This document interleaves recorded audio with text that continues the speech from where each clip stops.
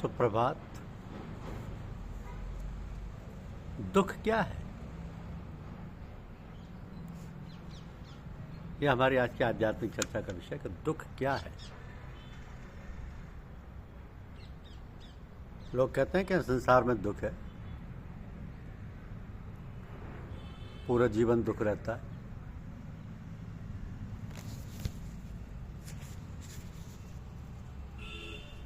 तो ये दुख है क्या?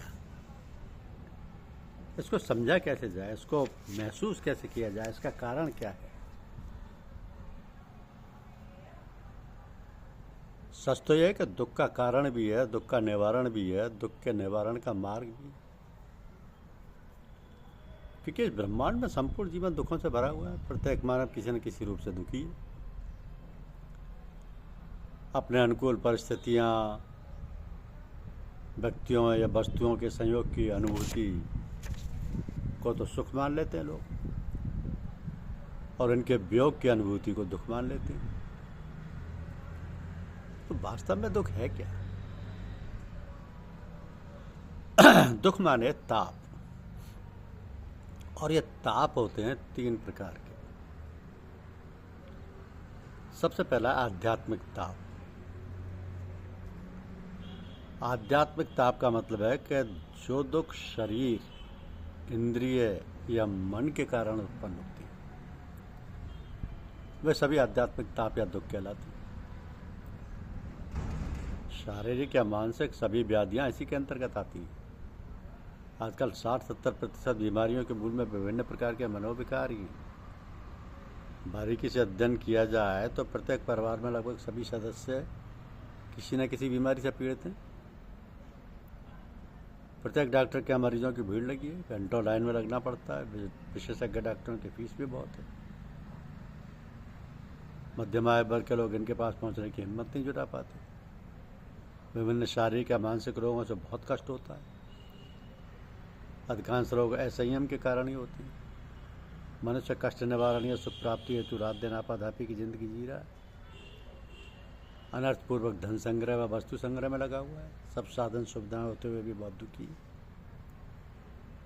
बहुत दुखी है। अब जिसकी शादी नहीं हुई वो दूसरों को देखकर शादी के लिए दुखी है। शादीशुदा दंपत्ति बच्चे के लिए दुखी है। बच्चों में भी पुत्र के लिए दुखी है। फिर बच्चों की पढ़ाई, सर्विस, व्यवसाय के लिए दुखी है। फिर पौत्र पौत्री के लिए दुखी है। तो इनकी कामनाओं की पूर्ति करने वाले ठगों से ठगे जाने पर भी दुखी है। अब पाश्चात्य उपभोक्तावादी संस्कृति की देखा देखी, उसको अपनाकर फिजूल खर्ची अर्थात आय से अधिक व्यय करके छल कपट पूर्वक आय के साधन बनाने में लोग अधिकांश जन दुखी। कुछ लोग मादक पदार्थों के प्रयोग से दुखी, शारीरिक, मानसिक, आर्थिक, सामाजिक, पारिवारिक। ये दुख मनुष्य द्वारा स्वयं बलात् आमंत्रित है। ये ईश्वर प्रदत्त नहीं है, ये तो मनुष्य स्वयं आमंत्रित करता है। ईश्वर ने कभी नहीं कहा कि आप मादक पदार्थों का सेवन करें। आप कर रहे तो आपको शारीरिक परेशानी भी हो सकती है, मानसिक भी हो सकती है, सामाजिक भी हो सकती है। तो ये तो आध्यात्मिक ताप हैं जिनसे लोग दुखी, सर्वाधिक दुखी। फिर आते हैं आदि भौतिक ताप। आदि भौतिक ताप के मतलब है अचानक चोट लगना, दुर्घटना होना, कीड़े मकोड़े आदि का काटना, विभिन्न थलचर, जलचर या किन्हीं नवचर प्राणियों से मिलने वाला कष्ट। यह आदि भौतिक ताप है, यानी आदि भौतिक दुख है। अब आज के समय में मनुष्य ही ईर्ष्या, द्वेष या स्वार्थवश दूसरे मनुष्यों का शोषण, आतंक, भ्रष्टाचार, अत्याचार करके अनेक रूपों में सताकर दुख दे रहा है, और स्वयं भी अपने बनाए जाल में फंसकर तड़पता नजर आ रहा है। अर्थात स्वयं भी दुखी रहना व दूसरे को दुखी करना। ये जीवन शैली समाज में चारों ओर देखने को मिल रही है। सज्जन व्यक्ति अल्पसंख्यक हो रहे हैं, परिणाम सामने। प्रियजनों का या वस्तुओं का या स्थान का क्षय भी आदि भौतिक ताप के अंतर्गत है। आज के समय में संपूर्ण संसार में, देश में, प्रदेश में, समाज में आतंक अमरबेल की तरह फैल रहा है। ये भी दुख है, इससे जनमानस दुखी है। ये आधे भौतिक दुख जो हैं, अचानक चोट लगना है, दुर्घटना होना है, कीड़े मकोड़े होना, उनका काटना है, थलचर, जलचर या नपचर से मिलने वाला कष्ट, ये भी ईश्वर प्रदत्त नहीं है, आकस्मिक है। लेकिन आतंक जैसी घटना है, मनुष्य स्वयं करके शोषण, आतंक, भ्रष्टाचार, अत्याचार करके, ये दुख तो मनुष्य जनित है। और एक तीसरा आदि दैविक ताप।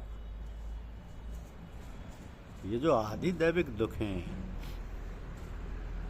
इनका मतलब है कि मनुष्य अपने जीवन में धनबल, जनबल, राजबल से मदान होकर अविवेक से अनेक प्रकार के दोष व अशुभ कर्म करते हैं।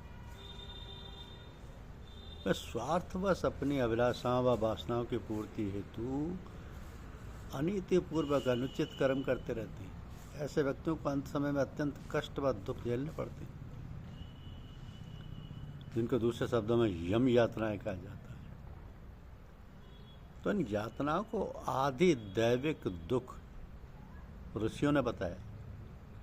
न प्राणी उठ सकता है, न बैठ सकता है, न रो सकता है, न लेट सकता है, बराबर यातना पर यातना मिलती रहती है। ये यातनाएं प्रचंड, भीषण और दारुण है।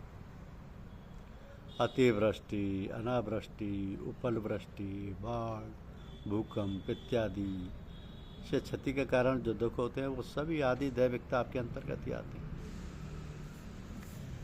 दैहिक, दैविक, भौतिक तापा, राम राज्य का हुनी व्यापा। एक होता है मनोराज्य, मनमत, और दूसरा होता है राम राज्य यानी गुरुमत।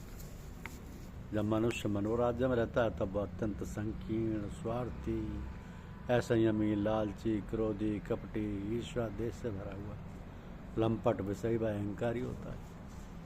और जब मनुष्य भगवत कृपा से सद्गुरु के सानिध्य में आता है तब उसमें गुरु शक्ति के प्रभाव से क्रमशः रूपांतरण प्रारंभ हो जाता है। सतत सानिध्य में रहने एवं उनकी बताई हुई युक्ति से अभ्यास करने पर असंभावित रूपांतरण शीघ्र होकर व्यक्ति राम राज्य में पहुंच जाता है। उसका पूर्ण परिमार्जन व परिष्कार हो जाता है। तब उसे संतुष्टि होती है। संतुष्टि क्या है? गोधन, गजधन, बाजधन और रतन धन खान। जब आवे संतोष धन, सब धन दूर समान। धन्यवाद। यूट्यूब चैनल को लाइक और सब्सक्राइब अवश्य कीजिए। शुक्रिया।